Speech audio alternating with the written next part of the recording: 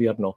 Se trata de deslegitimar a la oposición, principalmente a Vox, para después, una vez acabado con el partido Vox, empezar con el Partido Popular. Se les llama golpista, se les llama arribistas, se les llama absolutamente de todo. La idea es que no haya oposición y se trata de legitimar a los medios de comunicación. Para ello se inventan supuestamente unos medios de comunicación que dicen la verdad y otros medios de comunicación que mienten, que son los que les apoyan. Bien, todo esto es una estrategia perfectamente planificada, no es una improvisación. Los españoles tenemos la obligación de conocer esa estrategia y de combatirla. Por eso hoy, en este programa de Tela de Araña, vamos a contar con Eduardo Hurtado. Eduardo Hurtado es el licenciado en Seguridad Estratégica, fue militar tanto en el ejército venezolano como en el ejército de Estados Unidos, intervino en la Operación Libertad de Irak y es el autor de un libro, La franquicia cubana, que desde luego aconsejo a todos leer porque es un libro esclarecedor precisamente de qué tipo de estrategias son las que llevan a las dictaduras comunistas al poder. Eduardo tiene una frase: para resolver un problema primero tienes que entenderlo. Pues bien, precisamente en Tela de Araña queremos contar con él para que nos cuente esos mecanismos. Bienvenido, Eduardo. Hola, Carlos, muchísimas gracias y un saludo para toda tu audiencia allá en España. Pues vamos a empezar.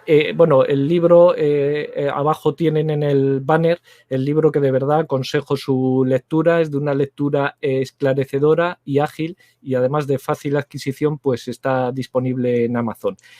Bueno, la primera pregunta es, ¿tenemos motivos para preocuparnos del avance los hispanoamericanos, los de un lado de la mar Océana y los de otro? ¿Tenemos motivos para preocuparnos del avance de las dictaduras comunistas? Totalmente, totalmente. Hay que alertar a la gente sobre las estrategias que se están utilizando a nivel internacional.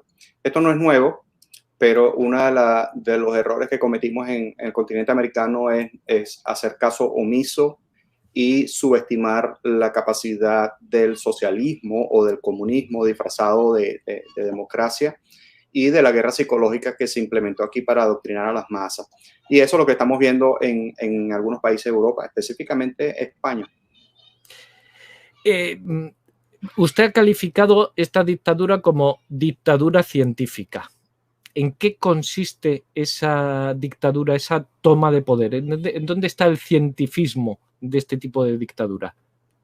Bueno, la dictadura científica es un plan estratégico. Como todo método científico, todo es planificado. En un laboratorio de ideas, en un laboratorio que utiliza la ingeniería social para estudiar a las masas, estudiar la programación neurolingüística, el lenguaje corporal y algunas estrategias como la inteligencia emocional. En base a esto, se establecen las estrategias y se ejecutan esas estrategias de manera planificada. Nada es casual.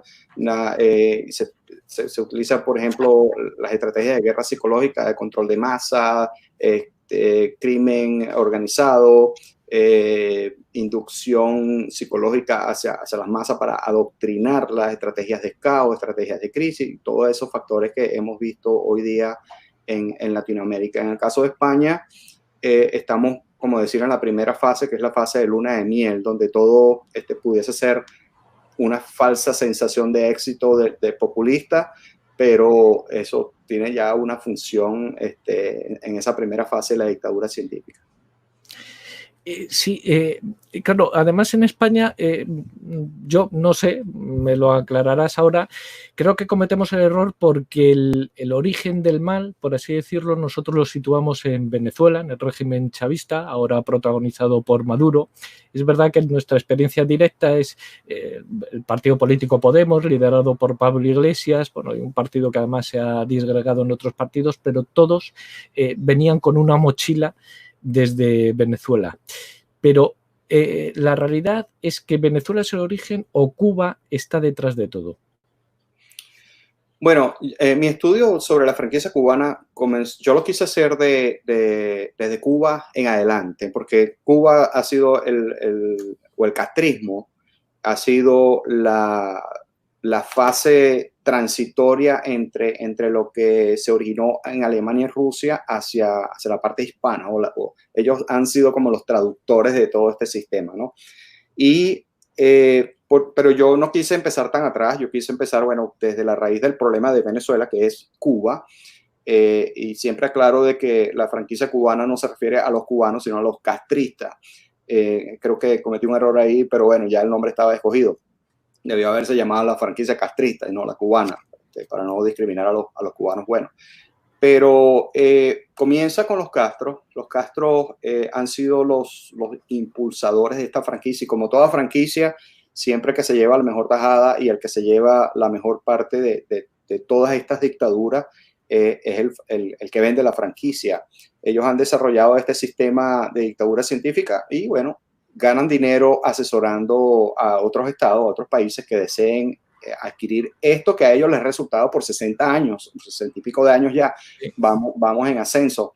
Y básicamente es una franquicia de control y dominio eterno, ¿no? Y bueno, y aquellos países que deciden adquirir esta franquicia, bueno, lo hemos visto, pues a las pruebas podemos remitir países como Argentina, Nicaragua, actualmente México, que van en ese proceso, están en el proceso de luna de miel, Venezuela, ojo con Colombia, Ecuador, Bolivia, bueno, han habido algunos cambios, y ahora en España, y igual en otros países, inclusive aquí en los Estados Unidos, estamos viendo actualmente cómo esos vientos socialistas han querido causar caos.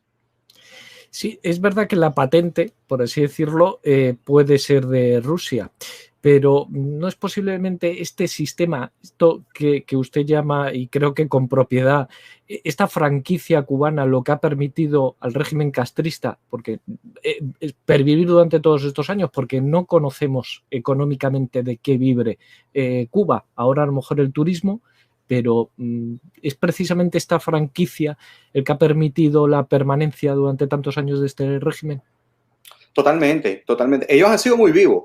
Ellos no se meten directamente en el narcotráfico como en otras épocas, pero ellos ahora cobran por su asesoría. Ellos son los asesores de cómo implementar un control total político en un país. Entonces ellos, en el caso de Venezuela, Venezuela les paga a ellos su comisión franquiciario y ellos, ante la opinión internacional, se lavan las manos. Ellos simplemente están asesorando y les dicen a todos estos países, bueno, qué es lo que tienen que hacer para controlar sus masas, sus partidos políticos, los bloques de contención para mantener cómo van a hacer el espionaje y todas esas estrategias que vienen detrás de una organización o una corporación, en este caso una corporación dictatorial. Y por eso ganan sumas de dinero inimaginables, porque una de las cosas que ellos han desarrollado es el financiamiento ilícito a través del narcotráfico, contrabando de cualquier cantidad de cosas. Y eso da muchísimo dinero. Y es muy difícil controlarlo porque es ilícito. Entonces, tú no puedes implementar una sanción administrativa y decirle a un país, mira, te prohíbo que no contrabandees droga, porque de todas maneras ellos lo siguen haciendo. Siempre ha sido ilícito. Sí, porque... claro, el régimen, bueno, muchos pensábamos, ignorábamos, tal vez, parecía que Venezuela, el petróleo de Venezuela, era el motor de todo este mecanismo. Pero por lo que usted relata en el libro, es precisamente el tráfico de droga el que nutre toda esta maquinaria, toda esta gran maquinaria económica. Es más, en su libro incluso habla que una de las primeras medidas de Chávez fue desmantelar todos los radares con tecnología USA para dejarlos en radares con tecnología china. ¿Estaba perfectamente planificado que ese tráfico de drogas iba a ser la gasolina precisamente de este emporio económico? Bueno, cuando tú tienes una logística que te da, estamos hablando de $4 trillones, o sea, con esa logística y esa cantidad de dinero, ¿qué te importa a ti el petróleo? El petróleo ha sido utilizado, en el caso de Venezuela, la industria PDVSA, como un mecanismo para legitimar el dinero producto del narcotráfico. Tú necesitas una organización que te permita hacer que ese dinero entre en el sistema bancario de una manera legal y poderlo reutilizar. Ese, entre otras estrategias que han utilizado. Entonces, cuando tú comparas cuánto vale un barril de petróleo y tú comparas cuánto vale un barril lleno de droga, en este caso vamos a imaginar lo que es la cocaína, estamos hablando de un barril de petróleo de $100 comprándolo carísimo contra 25 millones de dólares puestos en los Estados Unidos. Entonces, evidentemente que ellos van a optar por la parte ilícita. Como te dije anteriormente, un control administrativo en caso de que tú quieras dejar que el país no siga, impedir que el país siga exportando petróleo, lo puedes hacer porque es un comercio lícito, pero en el caso de la droga no puedes hacer nada. Y cuando estableces ese ingreso multimillonario, eso te da para tú cubrir tus operaciones dictatoriales y comprar a quien te dé la gana en cualquier parte del mundo. Claro, lo que pasa, como bien dices, la droga es completamente ilícita, pero todos sabemos que la droga va unida precisamente en todos los países a una escala desmesurada, va unida a las sociedades profundamente corruptas. Cuba y Venezuela se fundamentan precisamente en esa corrupción para poder permanecer en sus respectivos regímenes. Totalmente, totalmente. Y hay mucha complicidad internacional. Ahí es donde los mecanismos de, llamémoslo corporativo, esas alianzas estratégicas que se hacen entre países para ayudar a impulsar ese mercado tanto para América como para Europa y otras latitudes, todos son parte del equipo. Y por eso es que en este caso Cuba necesita vender esa franquicia y establecer todos esos aliados estratégicos de manera que se trafiquen entre países sin ningún tipo de control. Desde Venezuela tú puedes enviar hasta México, hasta Honduras, hasta Nicaragua cargamentos de droga y ¿quién los detiene? Claro, además, eso que cuenta hasta hace a lo mejor unas semanas o unos meses podría parecer un complot que nadie se creía, pero la pandemia del COVID-19 nos ha demostrado con datos fehacientes y de una forma clara que el régimen chino tenía comprado a la Organización Mundial de la Salud, que ocultó todos los datos. Con lo cual es realmente posible que los organismos internacionales, incluso la misma ONU, estén comprados con esas complicidades en ese entramado de drogas. Sí, totalmente. Hay alianzas estratégicas comunistas. Los regímenes comunistas van a poner personas claves en diferentes posiciones en la política, en organizaciones como esta que apoyen y le buscan el talón de Aquiles y ponen a esa persona. Y no es un secreto de que este ciudadano que era el presidente pues, o el director de la OMS ni siquiera era médico, no estaba calificado, no era competente para ejercer ese cargo y simplemente jugó a esa logia conspirativa de las sociedades secretas mundiales. Claro, de todas maneras todos hemos visto pues a lo largo de los años cómo camiones de petróleo cubanos pues salían por la frontera, iban a Colombia. Todo ese movimiento realmente era petróleo, podría ser droga. Es la maquinaria que tiene precisamente Venezuela su petróleo, no solo para blanquearlo económicamente, sino para utilizar sus redes de distribución, para utilizar la red de distribución como drogas. Bueno, cuando tú tienes una logística como la que te mencioné de cuatrillones, trillones de dólares, tú puedes imaginarte cualquier cantidad de manera científica de trasladar la droga de un lugar a otro. Han habido submarinos, aviones, cualquier cantidad de procesos para cambiar inclusive la composición química de la droga y después reprocesarla.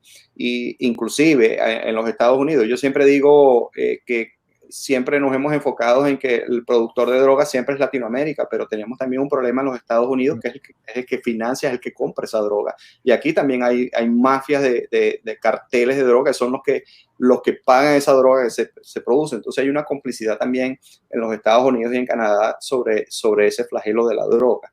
Entonces los Estados Unidos también tienen que ser más enfáticos y en los últimos 10 años del Partido Demócrata no se hicieron inversiones en materia de lucha contra el narcotráfico. Entonces eso más o menos te puede decir que hay una complicidad también interna en la política de los Estados Unidos. Bueno, vamos a ir ya entrando en temas ya que tenemos centrado un poco cuál es este sistema piramidal, porque es un sistema piramidal el que tiene montado, ¿no? Ya que hemos visto la financiación, vamos a ir entrando ya en elementos, por no dejar el tema del petróleo. Resulta muy curioso ver en las imágenes de televisión cómo completamente las gasolineras de Venezuela están desabastecidas, cómo los ciudadanos no tienen dinero, no tienen petróleo, no tienen gasolina para llenar sus coches, sus carros. Y sin embargo, sabemos que es una de las máximas productoras. Aquí estamos tocando uno de los temas de control del régimen bolivariano para controlar la población, esa escasez en el petróleo para los ciudadanos. Absolutamente. Acuérdate que una de las estrategias en el control social es el adoctrinamiento a través de la crisis, del hambre, de los servicios y de todas esas cosas. Como te dije, no hay que subestimar a la dictadura científica y nada lo hacen. El caos no es producto de la mala gestión, el caos es inducido. La crisis la gerencian de una manera tal y a todos le sacan provecho. Entonces, cuando veamos una situación de crisis en un país que ha sido regido por el socialismo o el comunismo disfrazado, tenemos que pensar siempre de manera estratégica y de manera objetiva. En el caso de la gasolina en Venezuela, hemos visto como hoy en día trajeron unos buques, exportaron, pero al mismo tiempo están obligando a la gente a comprar la gasolina a través de un sistema de huellas digitales, pero también se avecinan unas elecciones. Entonces, ¿qué quieren? ¿Qué están logrando? ¿O por qué crean este caos? Y después entonces te obligan a que tengas que poner la huella, cuando sabemos también que utilizan un sistema electoral a través de huellas. Entonces, conociendo este régimen castrista que está administrando al régimen venezolano, no es loco pensar de que van a manipular esas huellas digitales para hacer trampas electorales, como ya lo han hecho en muchas veces, muchas oportunidades. Sí, vamos, que no pierden oportunidad para establecer esas medidas de control. Precisamente es uno de los temas que está de actualidad con el COVID-19 en todo el mundo. Hablo más por España, evidentemente, que conozco la situación. Esta crisis sanitaria se ha utilizado para reforzar todos los sistemas de control, que no son nuevos, que ya existían, pero para reforzar y, sobre todo, para conseguir el consentimiento negligente de la población que ha aceptado voluntariamente todos esos controles. No sé cuál es la percepción que tiene usted de esta crisis, si realmente lo que ha hecho es acentuar esos mecanismos de control poblacional. Claro, a ellos les ha caído esto como anillo al dedo, porque en el caso de Venezuela, con la crisis del COVID-19 y la gasolina, han mantenido a la gente en sus casas mientras ellos están libremente circulando por el país y adelantando sus estrategias. Acuérdate que la pobreza como medio de control crea esperanza en algunos otros sectores y siempre le echan la culpa a los demás de lo que pasa. Entonces, pero mantienen las esperanzas vivas. Por ahí viene la gasolina, por ahí viene la comida, si estás con nosotros te damos esto. La gente entra en estado de negación porque les consiguen el talón de Aquiles y al mismo tiempo el control de los medios de comunicación, que es vital para el socialismo, entonces genera el coma psicológico inducido, que es un idiotismo en masa. También se apoyan con el colapso de los sistemas sociales, la salud, la educación, la economía. La intención es controlar las masas al precio que sea, de la manera que sea, utilizando también estrategias en las redes sociales o lo que llamamos nosotros inteligencia de fuente abierta, utilizar los medios de comunicación para crear caos, para crear miedo, para crear angustia y para crear control, básicamente. Sí, porque claro, hemos sacado precisamente, dos temas que vamos a hablar a lo largo de esta charla, la pobreza, la necesidad y la miseria como uno de los factores de control y otro, los medios de comunicación. Con los medios de comunicación, claro, hay un doble juego. Desde luego en España estamos observando cómo se tratan de separar los medios de comunicación, los buenos de los malos. Ese es el primer paso, aunque también es verdad que parece que todavía no controlan los medios de comunicación, y me explico. ¿Es una estrategia más en ese blanqueo de dinero, de capitales, hacerse con el control económico de los medios de comunicación en esa nueva dictadura que ellos llaman socialismo del siglo XXI? Bueno, en el caso de los medios de comunicación, no está tan enfocado hacia la parte de lavado de dinero, pero hay que tener claro en esto. Ellos van a lavar dinero en todo lo que ellos puedan. Si un programa de televisión, un canal de televisión del Estado puede generar suficiente facturación como para ellos meter 3, 4, 7, 20 millones de dólares, lo van a hacer, obviamente, pero la parte principal de los medios de comunicación es controlar la opinión y lo que piensen las personas. Acuérdate que una mentira dicha 1000 veces se convierte en una verdad. Y la gente se informa es a través de los medios de comunicación, prende la televisión, prende la radio, ve el internet, las redes sociales y todo eso. Y si ellos tienen el control de eso, entonces no van a tener personas como tú o personas como yo que van a denunciar estas estrategias de manipulación psicológica y por consiguiente el ciudadano va a creer lo que le están presentando. Mira, en la fase de luna de miel de Hugo Chávez Frías, se hicieron muchos proyectos, se firmaron muchos acuerdos y todo parecía maravilloso. Construcciones de trenes y otro poco de cosas, y así ha pasado en todas las partes. En México está pasando ahorita, el ciudadano mexicano está emocionado porque en algunas oportunidades se ven proyectos en construcción que van en pro de la economía del país. En España a lo mejor va a pasar también. Es ese proceso de luna de miel, pero la realidad es otra, que esos dineros son redistribuidos y son utilizados para otras cosas. Es simplemente la propaganda que se le genera a todas esas medidas políticas, pero que sabemos que son medidas populistas. Vamos a regalar casa, vamos a regalar carro, vamos a regalar esto y crear esa falsa sensación de control, de que el control ahora lo tiene el pueblo, de que ahora el pueblo es el que va a hacer todo igual, todo vamos a ser ricos o todos vamos a ser iguales y los ricos no van a ser ricos ni los pobres pobres, sino que todos vamos a gozar los mismos beneficios. Y para eso se necesitan los medios de comunicación. Entonces, la intención de ese control de los medios de comunicación es evitar que personas como nosotros le demos abramos los ojos de las personas para que se conviertan en ese pensamiento objetivo, logren ese pensamiento objetivo y crítico en las decisiones políticas que se toman en el país. La intención es que nosotros no auditemos a los políticos. Claro, usted además en varias ocasiones utiliza la expresión soldado digital, es decir, todos nosotros tenemos precisamente esa obligación de utilizar esos medios de comunicación, apoyándolos, utilizándolos o con las redes sociales. ¿Ese es un combate realmente efectivo, el combate del soldado digital? Totalmente, totalmente. Mira, ellos también tienen sus soldados digitales. Lo que pasa es que el presupuesto de ellos es totalmente diferente al de nosotros. Nosotros trabajamos con nuestras uñas, con nuestro propio dinero, con nuestro propio esfuerzo. Y personas como tú que estamos haciendo este programa ahorita, es un esfuerzo propio. Pero un régimen como esto, que tiene el presupuesto que le da la gana, bueno, crea sus propias redes digitales, crea sus propios influencers, crea sus propios canales de oposición infiltrada, para recolectar todas esas personas que no estén de acuerdo con el régimen, pero lo que están haciendo es una medida de contrainteligencia, identificar quiénes son los que se oponen al régimen. Y así básicamente van filtrando y van deteriorando y van clasificando quién es fiel y quién no es fiel. Entonces, en el caso de nosotros, los soldados digitales, sí hacemos daño. Muchas veces esas propagandas que se hacen de que somos guerreros del teclado, lo dicen de manera despectiva, ¿no? Pero si no fuese así, si ellos no dijeran eso, es porque no les está doliendo. Y si ellos utilizan las mismas estrategias para programar a las masas, nosotros también podemos utilizar esas mismas estrategias para desprogramar las masas y hacer ver que piensen de manera objetiva. Hay que meter a la gente en ese proceso de evolución del pensamiento objetivo. Y qué mejor que las redes sociales, hay que utilizar la tecnología. Esto es el arte de la guerra. Utilizar las mismas estrategias de ellos, y si están al alcance de nosotros, bueno, no en vano controlan el internet y la telefonía y todas esas cosas, es por algo que lo hacen.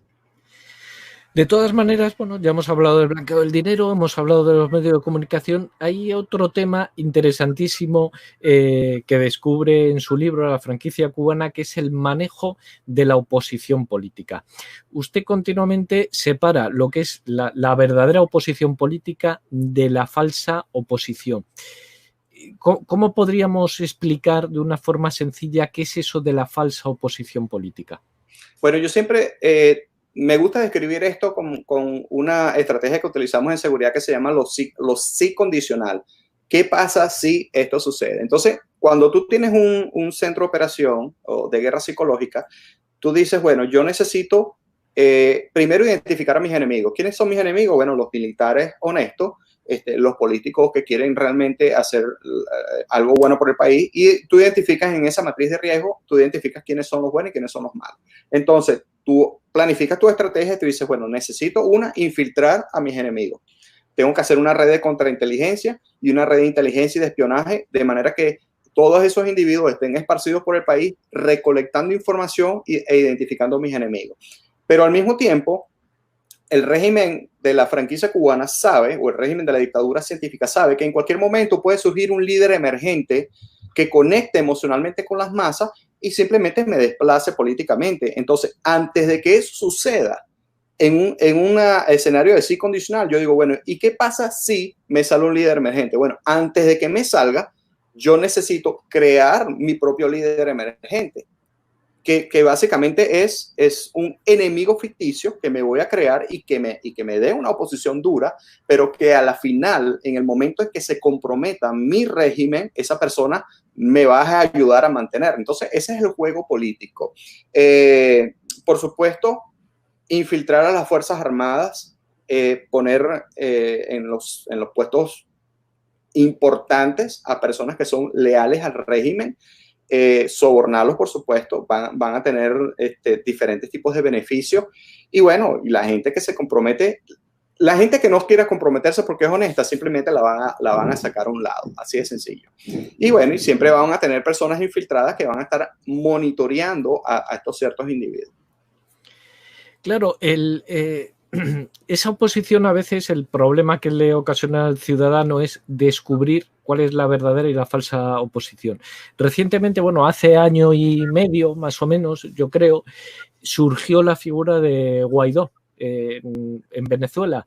Es verdad que algunos países apoyaron a Guaidó en esa oposición a Maduro, pero es cierto que muchos medios de comunicación, por ejemplo en España, sí que percibieron que la imagen de Guaidó podía ser peligrosa, y me explico el sentido. Aquí lo que se denunció es que Guaidó estaba consiguiendo ayudas internacionales, dinero, medicamentos y otros productos de primera necesidad, que el régimen de Maduro, lógicamente por todo el boicot internacional, tenía imposible acceder.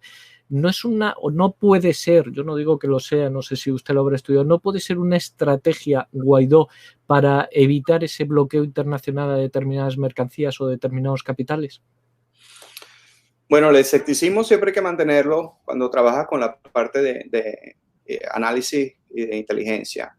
Y una de las cosas que nosotros hacemos en estos casos es no acudir a ese fanatismo político, porque dentro de esa escalera de pensamiento objetivo está el fanático político, el que entra en estado de negación y todo se lo cree. Pero en el caso de los líderes emergentes hay que auditarlo y hay que pedirle bajo un esquema de sistema gerencial, se llama gerencia por objetivo. Si tú entras en enero y en diciembre no has hecho nada, bueno, simplemente tienes que dar explicaciones. Y si te ha entrado dinero, tienes que ser auditado. Y entonces cuando tú ves que los resultados son totalmente diferentes y que básicamente estás dando demostraciones de que no eres parte de la solución, sino eres parte del problema, o la solución está en las manos de quien es parte del problema. Entonces, ahí es donde el ciudadano tiene que decir, un momentico, esto no me está gustando, tú ya no me representas a mí, o esto es lo que yo quiero. Porque hay que estar claro en algo. Los políticos son representantes de nosotros. Nosotros los elegimos para que nos representen nuestros intereses, no sus intereses propios. Entonces, en el caso de la figura de Juan Guaidó, los venezolanos hemos esperado y hemos visto que el camino a seguir ha sido totalmente diferente a lo que espera el país. Entonces, cuando él mismo ha dado declaraciones y dice no queremos una intervención en Venezuela, ni siquiera dice el por qué. Porque el venezolano, si tú a mí me dices, mira, es imposible una intervención en Venezuela, y yo he estado en una intervención militar en otros países para lograr la democracia, tú me tienes que explicar eso a mí, cuáles son tus razones. Los daños colaterales, ¿qué más daños colaterales que tenemos en Venezuela? Eso no es una excusa, porque ya tenemos daños colaterales inmensos. Que van a haber muertos. Bueno, todos los días en Venezuela es un país en guerra. Todos los días hay muertos, todos los fines de semana hay muertos increíbles. Entonces, eso no son excusas. Bueno, pero si tú me dices a mí que no vas a pedir la intervención militar porque no te la van a dar, bueno, pero pídela y ve qué pasa. Si te dicen que no, bueno, ya el resto de los venezolanos vamos a decir, bueno, no, tenemos que idearnos otra estrategia. Entonces, en tu proceso de continuidad de operaciones, tú dirás, bueno, no pidas porque no van a venir. Bueno, tenemos entonces que enfocar nuestros esfuerzos en otras estrategias. Claro, porque no deja de resultar desalentador. Hemos visto, bueno, han pasado figuras, Capriles, Leopoldo López, continuas figuras de la oposición, y en el régimen solo estaba Chávez y Maduro. ¿Eso no desalienta también al pueblo? Y por supuesto, y otra cosa es que el sistema de la dictadura científica también cuadra una estrategia jurídica donde no deja surgir otros elementos políticos que no sean ellos. Entonces es un sistema rotatorio. Primero Leopoldo, después después aquel, y entonces cuando ya la gente se cansa, sale uno nuevo y sale otro nuevo, y ya cuando se cansan de eso, entonces sacan una figura emergente fresca, como en el caso de Guaidó, donde todo el mundo conectó en un momento histórico donde había necesidad de una cara fresca, y bueno, lo sacaron y conectó emocionalmente, y la gente empieza a rasgarse las venas, a cortarse, porque confían, pero entran en un estado de negación, sin saber que esa persona puede ser inclusive infiltrada por el mismo régimen para protegerse de una intervención internacional. ¿Qué es lo que ha hecho? Porque si él estuvo en capacidad de ir internacionalmente a muchos países, ¿por qué no trajo ese tema de la intervención? Yo quiero que me ayuden a sacar del régimen porque solo no puedo. Está claro, está definido de que venezolano y la política de oposición venezolana no puede sacar al régimen a punta de voto. Eso es imposible, y a punta de democracia tampoco. Ninguna dictadura sale con voto. Eso está demostrado, eso está claro, eso no hay que explicarlo. Entonces, si tú necesitas una intervención internacional que te apoye, eso es lo que deberías ir a buscar. Pero ¿por qué no lo haces? Entonces, bueno, si yo no lo sé, ¿cuál es el hermetismo? Bueno, dime por qué no lo quieres hacer, y yo lo entiendo, todos somos inteligentes. Claro, porque además estamos tocando el tema de la oposición o de la falsa oposición, que para mí es la clave de todo el sistema.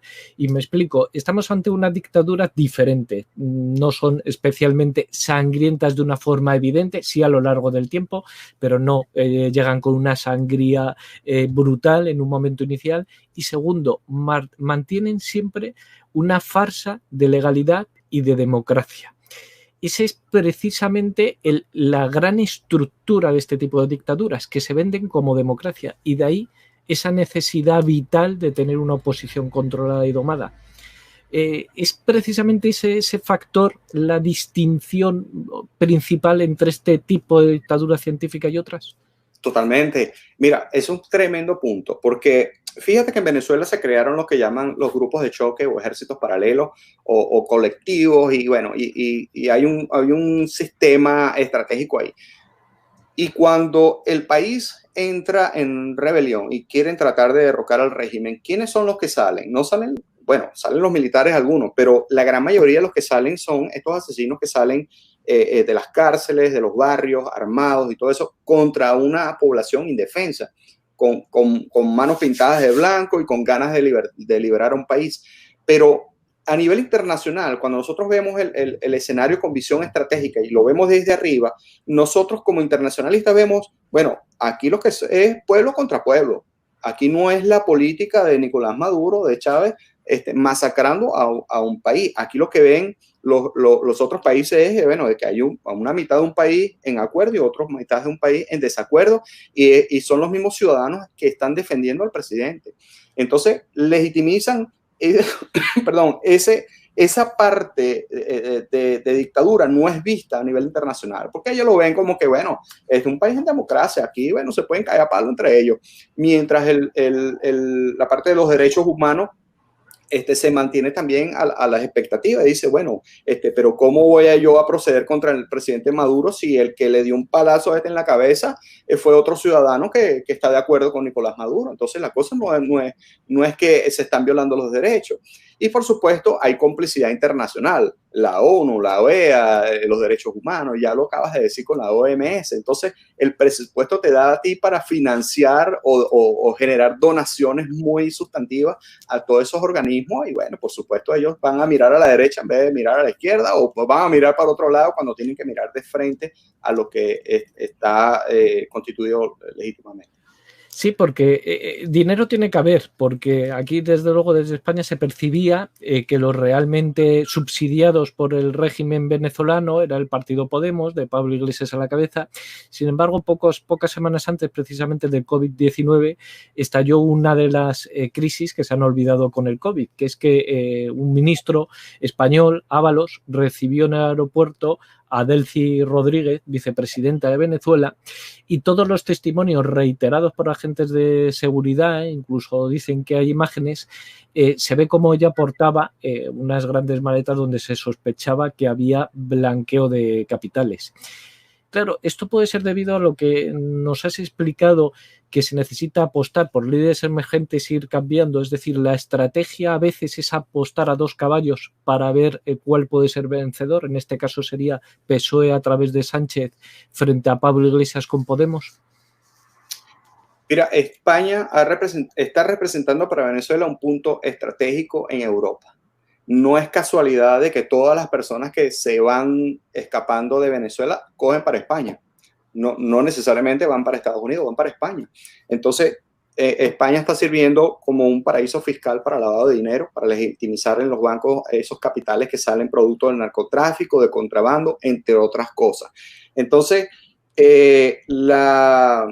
la asociación con los grupos terroristas o los grupos que están ahorita, las células pasivas en España y en Europa, están utilizando a España como un puente también para apoyarse a nivel internacional. Otra cosa es que ha habido financiamiento de esa franquicia cubana en Venezuela hacia los partidos políticos de España.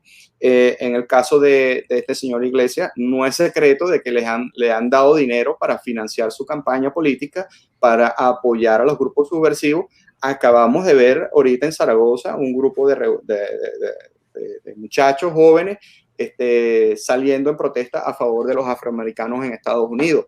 ¿Y tú crees que eso fueron unos muchachos que sintieron algo que pasó en Estados Unidos? Esos muchachos ni siquiera leen noticias, ni siquiera ven noticias, pero de manera organizada salen en protesta. Entonces, ¿quién financia eso?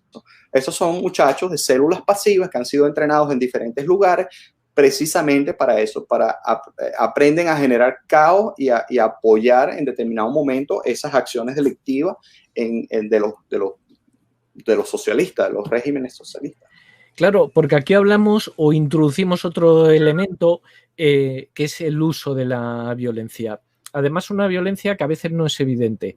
Por ejemplo, en España hemos tenido hace un par de años un intento de secesión por parte de Cataluña. Esto fue juzgado por el máximo tribunal español, que es el Supremo, y reconocieron que no había un golpe de Estado porque no existía violencia. Para el Supremo, el ocupar las calles no es violencia, el impedir la libre circulación de las personas no es violencia, el presionar o marginar al disidente no es violencia. Esta dictadura científica, ¿cómo maneja la violencia en las diferentes fases? Porque me imagino que habrá una evolución en ese manejo de la violencia política. Bueno, evidentemente que es un plan científico, ¿no? El uso de los medios de comunicación es otra. Hacerle creer a la gente a través de la propaganda de que, esta persona que destruyó un negocio y le cayó a piedra y se robó todo lo que está dentro, es producto de una lucha social en contra del racismo. Eso es vandalismo, eso es robo, eso no es ninguna lucha. Y promocionar esos grupos de choque y gerenciarlos de manera estratégica en paralelo, de manera que ninguno sea dependiente del otro y tú los puedes utilizar en diferentes escenarios. Inclusive si uno de esos grupos se te revela, tú con los otros grupos bajo ese esquema de gerencia paralelo los puedes minimizar también. Eso lo hemos visto también. Entonces, todos estos muchachos son adoctrinables, son muchachos que vienen de las escuelas, son personas que están ahí reclutando a estos individuos estos muchachos que no tienen un pensamiento objetivo, sino que se creen, como decían por ahí, rebeldes sin causa, y les parece divertido ahorita, les parece divertido salir a tirar piedra. Todos fuimos estudiantes y todos tiramos piedras cuando estábamos en las universidades, y nos parecía divertido. No teníamos la conciencia, no teníamos la madurez de ver de que lo que estábamos haciendo era errado. Cuando obtenemos la madurez, entonces decimos, bueno, sí, es verdad, lo que yo estaba haciendo fue una aventura, pero estos muchachos no se están basando en una aventura. Están siendo adoctrinados desde ya para ser unos comunistas y crear caos, inducir el caos en estos países. Sí, porque la violencia la mayoría de las veces, no sé si tendremos tiempo a abarcar porque, claro, habla usted después de cómo se distribuye esa violencia en esos grupos organizados que llevan varios niveles de intervención y demás. Bueno, si después tendremos tiempo entraremos en el tema, pero curiosamente es utilizada, o en esa violencia se utilizan los jóvenes. Antes hemos hablado precisamente que las clases bajas son de las clases más controlables por el poder vía subsidios, es decir, la más débil. Y acabamos de tocar la otra gran clase débil para este tipo de dictaduras, la juventud. En esta juventud influye de manera importante esos, ¿cómo lo diría?, abusos verbales, esa forma de violencia que se transmite desde las élites políticas y se transmite a través de ese uso y abuso, ese marcar al enemigo cuál es el objetivo, porque aquí vemos que las manifestaciones estudiantiles tienen clarísimos los objetivos. Eso me imagino que estará perfectamente planificado. Por supuesto que sí. Acuérdate que ellos son los más vulnerables. Los pobres son más vulnerables. En un país, ¿cuántos pobres hay? ¿Cuántas clases medias hay? ¿Cuántos ricos hay? Totalmente desbalanceado, ¿verdad? Hay más pobres. Entonces, por consiguiente, la dictadura científica hace un estudio estadístico, ¿ok? Y en ese estudio estadístico te va a arrojar hacia dónde tienes que llevar tus esfuerzos. Entonces, como hay más pobres, tu discurso de neurolingüístico va a ir enfocado a conectar emocionalmente con esa masa pobre, con esa masa estudiantil, con la masa de clase social media y con la clase social alta. Como tú sabes que hay más pobres y los votos de los pobres también cuentan para llevarte al poder, entonces tu discurso va a ir enfocado hacia ellos y va a conectar con ellos y le vas a decir, bueno, ¿por qué los ricos son ricos si tú eres pobre? ¿Por qué aquel que tiene 7 millones de dólares no te da a ti 100,000 euros? Entonces el pobre dice, es verdad, es verdad. Entonces conectas emocionalmente con esa masa y las manipulas a tu antojo. Crear el caos y adoctrinar a las personas a través del hambre es una de las estrategias que a ellos les ha resultado muchísimo, porque a través del hambre, un ciudadano pobre que no le queda otra que acudir a las dádivas del gobierno, tiene que dejarse someter. Entonces se deja poner el uniforme de rojo, tienes que ir a la marcha y te paso lista porque si no vas, entonces no te voy a dar tu caja de comida. El empleado público tiene que ir también y le pasan lista, el político tiene que ir y van adoctrinando de diferentes maneras a toda la sociedad. Sí, porque ahí precisamente en ese adoctrinamiento, claro, lo que estamos hablando es el populismo, esa gran estrategia de engaño que han inventado. Una de las facetas precisamente consiste en primero desprestigiar la política, después traer a alguien que supuestamente no viene de la política y, como has dicho ahora, montar el gran caos, ¿no? Totalmente. Puede ser un resumen, muy resumen, pero esa puede ser esa estrategia. Mira, eso es un buen punto. La dictadura científica lo primero que hace es desprestigiar el término política. Cuando tú le preguntas, y te invito a que hagan la prueba, cuando tú le preguntas a un ciudadano, ¿qué opinas tú de la política? ¿Qué es la política para ti? Lo primero que piensa es corrupción, ladronismo, deshonestidad y todas esas cosas. Y la política como ciencia es muy bonita. Y si se hiciera, si se administrara de manera correcta, a lo mejor las cosas fueran diferentes. Pero entonces fíjate cuando tú vas a la data, a la estadística, por lo menos en Venezuela, en los últimos 209 años de gobierno, han habido 40 militares y 20 abogados, pero no ha habido ni un politólogo. ¿Por qué sucede eso? Bueno, porque los militares y los abogados se conocen. Uno manipulan la ley a punta de fuerza y los otros manipulan la ley porque la conocen. El que no conoce la ley sabe cómo trampearla. Entonces, los administradores de la política no son políticos, simplemente son personas que habilidosamente han llegado a manipular la ley y la política y han llegado ahí, y por consiguiente los asesores que tienen a su lado no son politólogos o son comprometidos con el régimen. Entonces, esto es un caso serio. Claro, hemos hablado de varios elementos por ir evolucionando, porque desde luego esto llevaría para bastante más tiempo todo ello, porque estamos dando muy breves pinceladas. Por eso vuelvo a aconsejar desde luego la compra y lectura de ese libro, que creo que abriría muchos ojos a muchas personas. Pero vamos a comentar algo, a lo mejor no es tan trascendente, pero bueno, es las tripas de cómo funciona, cómo Cuba es realmente ejerce de capo.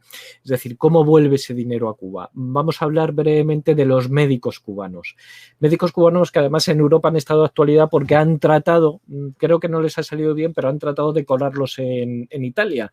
Al final me parece que los italianos dijeron, bueno, vale, pero que se vayan a casa. ¿Cómo funciona? ¿Cuál es la estrategia de Cuba de infiltración a través de los médicos cubanos por todo el mundo? Bueno, fíjate que ahí vamos un poquito más atrás con lo de los guerreros digitales, ¿no? Los soldados digitales. Funcionó que nosotros denunciáramos de cómo este caballo de Troya que nos querían meter los Castro a nivel internacional a través de estas alianzas estratégicas médicas, que no son, muchos de ellos no son médicos realmente, y ellos son lo que yo llamo la esclavitud moderna. Son esclavos también, muchos de ellos son buenos, muchos de ellos no lo son, son espías, pero el mismo régimen, el mismo sistema los utiliza lo que llamamos nosotros human intelligence o agentes de inteligencia humana o agentes de inteligencia de campo. Estos señores, su misión como espías es infiltrar a la sociedad, conectar emocionalmente con la gente del pueblo, de la ciudad, y son fuentes de recolección de información. Entonces, ahí tú vas a ver si en determinado sector, bueno, la gente habla mucho y ellos están ahí conectando emocionalmente con la señora, con el señor, dándole la pastillita, haciendo esto y generando confianza, porque ese es su trabajo, generar confianza. Mantener credibilidad de que ellos son realmente gente que viene a ayudar. Como que si en el país no hay médicos o enfermeros, entonces tenemos que traerlos desde Cuba. Entonces, estos agentes de inteligencia o nuevos, es la nueva esclavitud del siglo XXI que desarrollaron los Castro. Esa información ellos la recolectan, la diseminan a sus agentes de inteligencia, a otros sectores más arriba, y en base a eso entonces ellos van procesando esa información y ven, bueno, cuál es vital y cuál es no. En los cuarteles en Venezuela hay agentes cubanos que son boxeadores, que son médicos, que son diferentes tipos de actividades, pero ellos están observando, escuchando, y al generar confianza la gente habla. Mira, aquel oficial está conspirando, mira, aquella persona tiene un hijo que está en la Fuerza Armada y está armando un grupo delictivo. Mira, resulta que el vecino tal ingresó 7 fusiles en su casa, para mí que está conspirando. Y entonces cuando tú te vienes a dar cuenta, los organismos del Estado capturan a estos muchachos que quieren de repente rebelarse ante el régimen dictador, y la gente se pregunta, bueno, ¿y de dónde salió? ¿Y cómo se enteraron? Y nadie se da cuenta que son personas que están infiltradas en la misma sociedad. Hombre, desde luego todo esto se conocía antes, pero en Bolivia sí que se ha podido demostrar claramente. Cuando ha caído Evo Morales, pues hablaba de algo más de 700 médicos, supuestos médicos, y en realidad se constató que apenas 200 realmente, no sabemos si ejercían de médicos, pero realmente eran médicos que habían pasado por una facultad de medicina. Luego, este es el gran emporio y la gran forma de financiarse y de conseguir poder. Porque acaba de tocar otro de los temas importantes, que es, claro, estamos hablando de esta inteligencia que utilizan, esta inteligencia emocional, subsidiar a los pobres, utilizar la violencia, pero claro, otro de los elementos es cómo compras a la población, cómo compras el silencio, cómo compras al corrupto. Realmente, claro, esta estructura maneja el miedo a través de conseguir pruebas de políticos, de empresarios, de religiosos, pruebas de actos delictivos o por lo menos antimorales o antiéticos, y con esas pruebas es como compran las voluntades de toda una nación. Bueno, eso es lo que yo llamo conseguirle el talón de Aquiles a cualquiera. El gobierno en esa fase de comprometer y comprar aliados, en determinado momento te puede conseguir un talón de Aquiles y en el caso de los corruptos es con el dinero.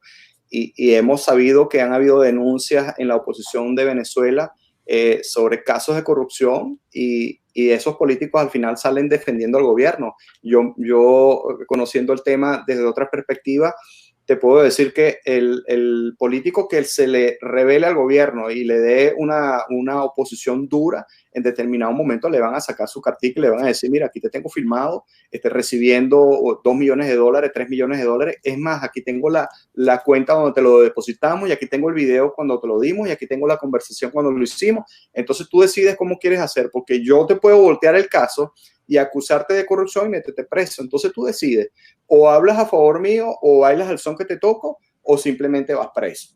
Entonces el ciudadano dirá, bueno, ¿sabes qué? Ya estoy amarrado. Eso es como hacer un contrato con el diablo.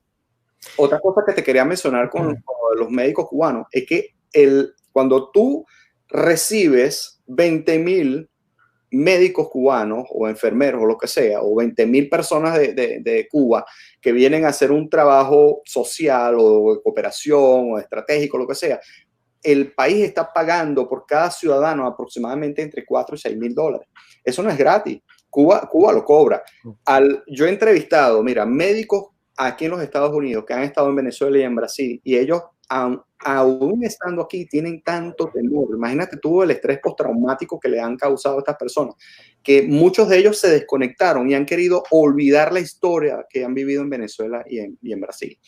Y tú les preguntas y ellos te dicen, mira, yo ni siquiera quiero acordarme de eso. Muchachos de 25 años, médicos recién graduados, que te dicen cómo los obligaban, la comida que le daban, o sea, los maltrataban. Es un caso muy increíble sobre el tráfico humano. Sí, porque, bueno, no sé si estará al corriente una de las reivindicaciones de Pablo Iglesias al formar parte del gobierno, y lo ha conseguido en pleno periodo de COVID-19, lo ha conseguido, se ha introducido él en el CSIC. El CSIC es la máxima inteligencia en España, precisamente. Es la obtención de todas esas pruebas, es la compra de todas las voluntades de empresarios, políticos, sacerdotes. Claro, absolutamente con eso controlas todo. Bueno, vamos a ir avanzando. En su libro habla de la ingeniería social, del adoctrinamiento, habla de 3 claves, 3 claves que ya las hemos tocado, algunas de ellas: esa programación neurolingüística, esa inteligencia emocional como segundo elemento y ese lenguaje corporal. Bueno, para ir, como ya más o menos va llegando la hora, aunque vuelvo a decir que el tema daría para mucho más y todavía nos queda un ratito, pues vamos a ir concretando. Hay una cosa que sí que me ha gustado mucho, que es lo que usted llama la teoría de las cajas chinas. Es decir, cuando tenemos un problema, cuando tenemos una polémica, cuando nos pillan en algo, salimos por la tangente. En España se dice así, salir por la tangente. Es decir, inventamos otro debate, otra polémica, y en la mayoría de las veces absurda, para tapar esto. ¿Nos puede explicar cuál es la estrategia realmente de estas cajas chinas? ¿En qué consiste? Mira, sí, en estas tenemos que entender que estamos luchando no contra civiles, estamos luchando contra personas que tienen un background generalmente militar, y se crean salas situacionales para generar guerra psicológica. Entonces, en determinado momento, si algún opositor real ha destapado una olla, como decimos en Venezuela, ha hecho que la sociedad, la comunidad, se entere de algo sumamente grave, ellos van a crear guerra psicológica con algo peor, inventado o lo que sea, o sacrifican a alguien para que la gente ya no piense en eso.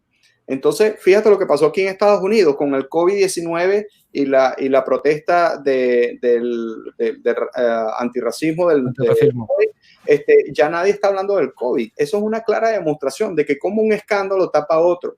Y en Venezuela eso ha sido normal. Entonces, con el caos de la gasolina, tapan lo del COVID. Con el caos de determinado caos social, se tapan cualquier otra cosa. Y eso lo llaman la caja china.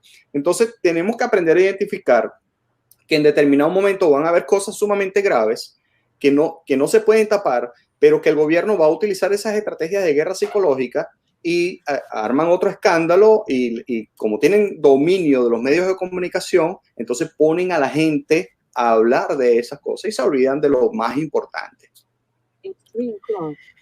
Claro, en toda esta estrategia, y ya que estamos hablando de las cajas chinas, sí querría perfilar un poco qué pinta China en todo este negocio, porque evidentemente el pulso entre China y Estados Unidos encuentra en lo que los estadounidenses llaman su puerta de atrás, encuentra desde luego una visión estratégica para China privilegiada, todo lo que pasa en los países hispanos. ¿Cómo juega la baza china en todo este negocio, en toda esta franquicia? China en lo que llamamos nosotros la guerra del futuro. La guerra del futuro ya no es la guerra convencional que vemos con armas, con aviones y armas nucleares y todo eso. La guerra del futuro ahora es económica. La guerra del futuro ahora es cibernética. La guerra del futuro ahora es biológica.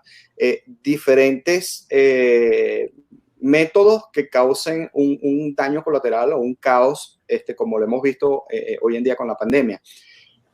No es secreto que China ha ido avanzando, haciendo inversiones a nivel global, tanto en Latinoamérica como en otros países, para ir capturando ese poder económico. Ahorita, bueno, todavía está en tela de juicio lo del COVID, no podemos arrojar esos resultados, pero se dice que aparentemente sí, fueron ellos los responsables de generar ese caos. No sabemos si fue inducido, si fue a propósito, no sabemos.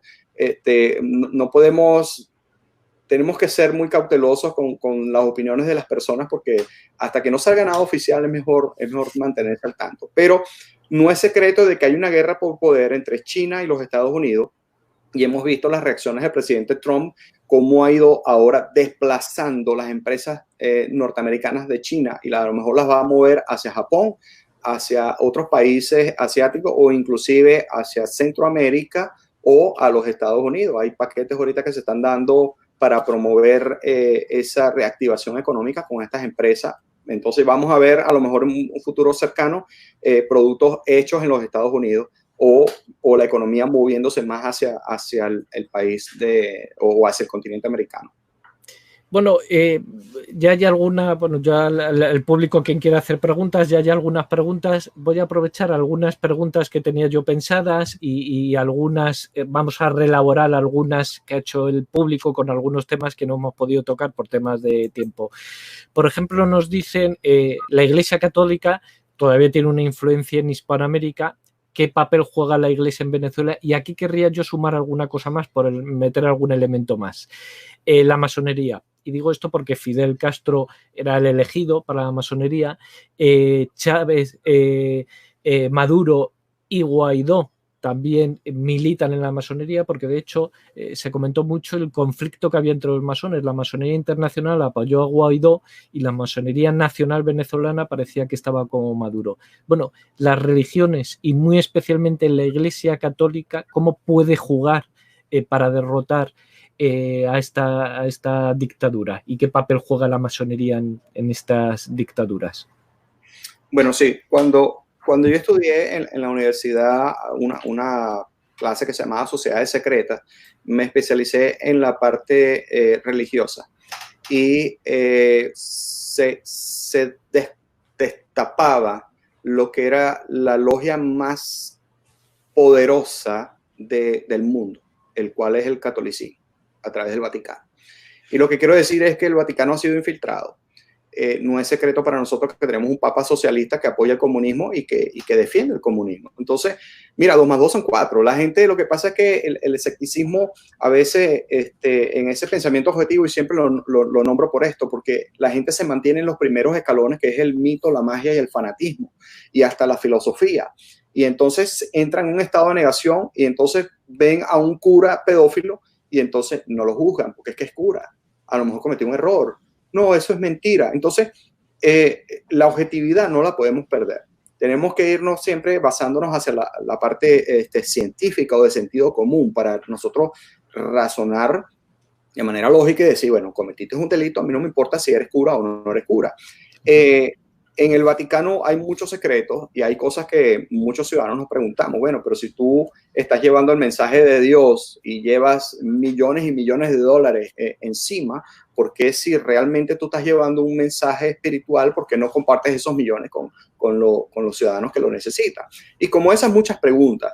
En el caso de la masonería, yo no soy masón, conozco mucha gente masón buena, pero tengo entendido que hay ciertos niveles de la masonería que no van totalmente desajustados al deber ser social. Mucha gente entra en la masonería persiguiendo un objetivo que es las influencias, utilizarlo como puente, como canal, como lo que sea. Y tengo entendido que son muy unidos. No te pudiese hablar mucho sobre ellos, pero lo que he investigado han sido puras cosas malas. Han utilizado esto que llaman religión o logia, lo que sea, al igual que la santería, que la llamaron una religión cubana, y realmente la historia dice que no realmente fue así como la pintan, pero independientemente cada quien decide en qué creer. En el caso de estas logias, hay una sociedad secreta global que está regiendo el mundo, y entre todos ellos, en ese club, se apoyan entre todos por un bien común.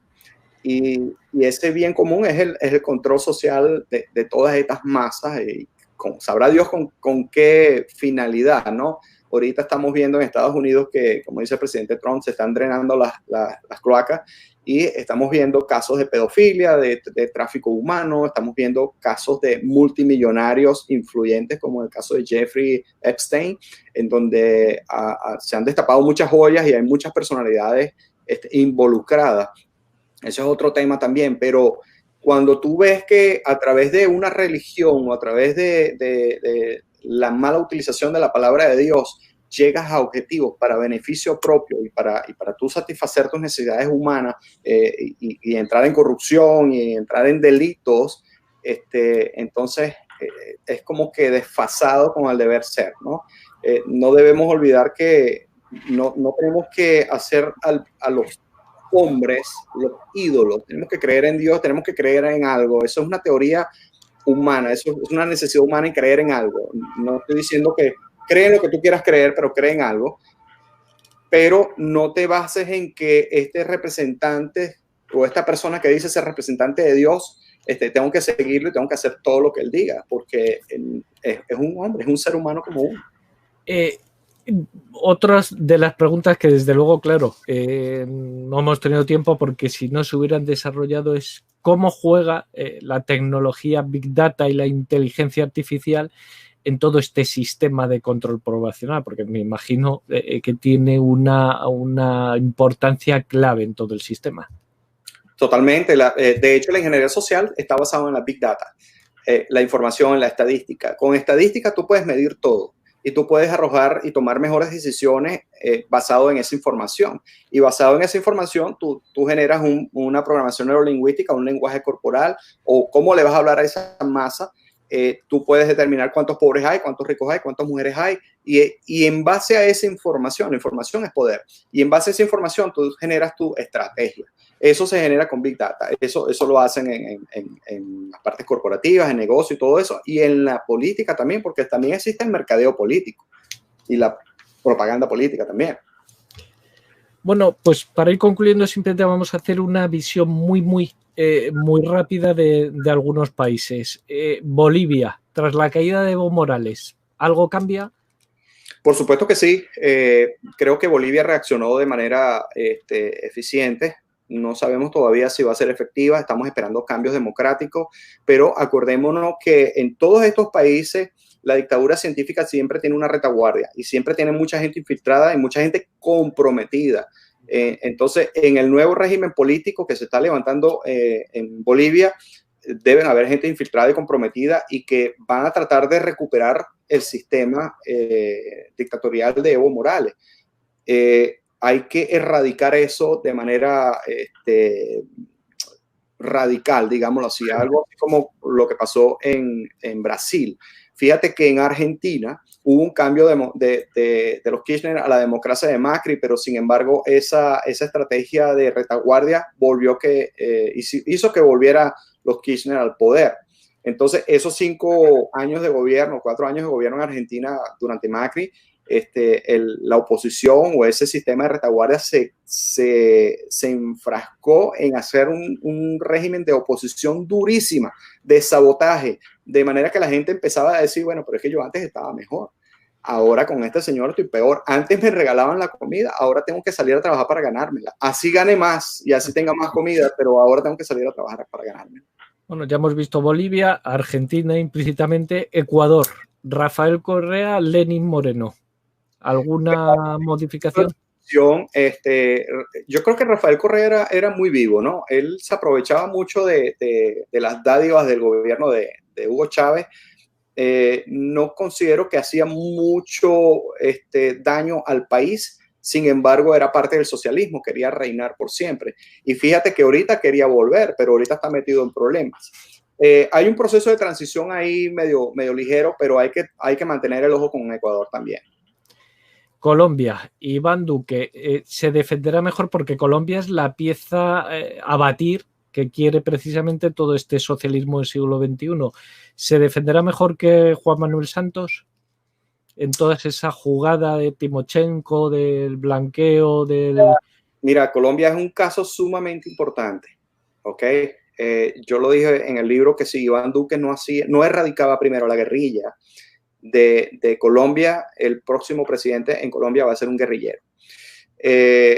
Santos fue el puente para traer a la guerrilla, a legitimizarla y decir que ahora son un partido político. Eso es un gran éxito.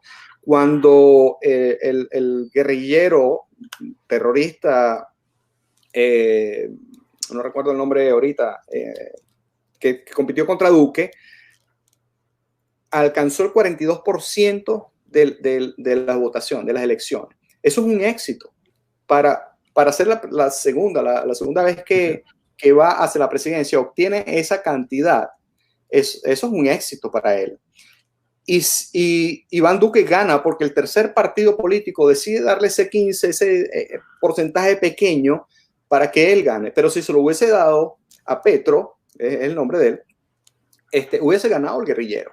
Entonces, hoy en día vemos que Petro sigue haciendo una campaña populista y está ganando votos. Si Iván Duque hace un gobierno ok, entonces se las va a ver duras en las próximas elecciones. No sabemos también si Iván Duque ha sido parte de ese proceso de transición también socialista comunista, porque a los políticos también los infiltran y los hacen presidentes, las grandes mafias.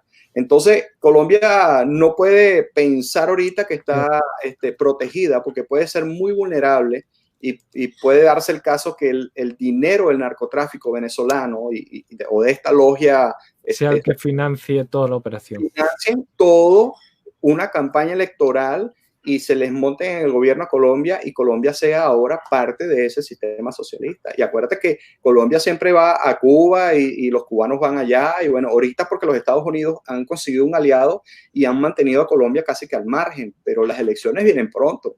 Y si hay un cambio electoral, un cambio presidencial y se monta un guerrillero, las relaciones con los Estados Unidos van a ser diferentes. Bueno, después de modo rápido, otro caso también interesante, México y López Obrador. Y además aquí un comentario, porque hay una cosa que no hemos tratado, es esa capacidad que tiene todo este sistema de romper con las tradiciones, romper con la herencia, romper con el pasado.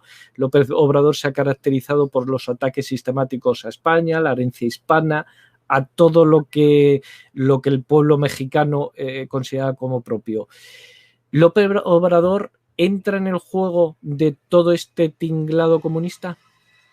Bueno, en la historia dice que cuando Cuba trató de venderle esa franquicia cubana a los mexicanos, encontraron que los mexicanos eran más comunistas que los mismos cubanos y por consiguiente no lograron nada. Entonces, México fue directamente con el dueño de la franquicia, que son los rusos.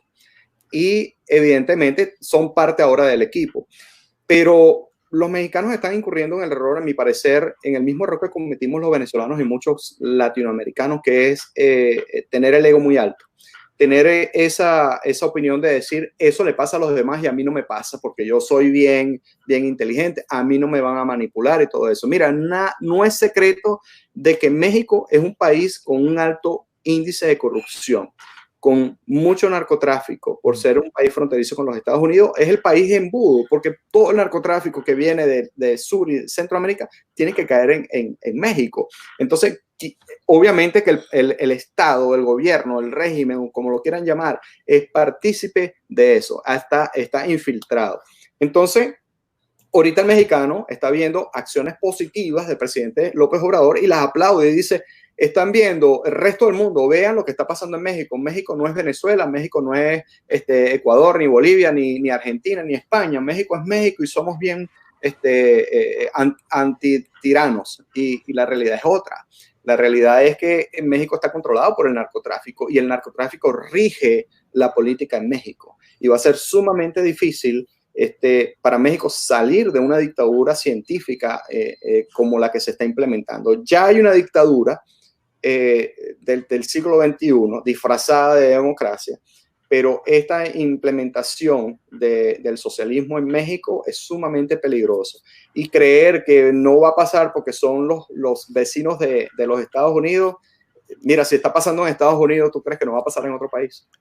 Bueno, el último país es el único de vamos a ver, de naturaleza hispana, de sentir hispano, pero no de habla hispana. Brasil y Bolsonaro. Es un caso excepcional el de Bolsonaro.